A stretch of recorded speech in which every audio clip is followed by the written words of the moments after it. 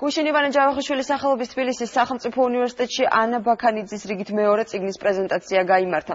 ახალგაზრდული მოძრაობის ქრონიკები საქართველოში ასე ქვია წიგნს, რომელიც გასული საუკუნის 9 მარტის, 14 აპრილისა და 9 აპრილის მოვლენებს ეხება. იმ ადამიანების ზეპირი ისტორიები, რომლებიც მნიშვნელოვანი მოვლენების შექმნის ავტორმა ერთ წიგნად შეკრა. კრებულში ასევე შესულია შინაგან საქმეთა სამინისტროში, ხელნაწერთა ეროვნულ ცენტრსა და ჯავახიშვილის უნივერსიტეტში დაცული უნიკალური საარქივო მასალები.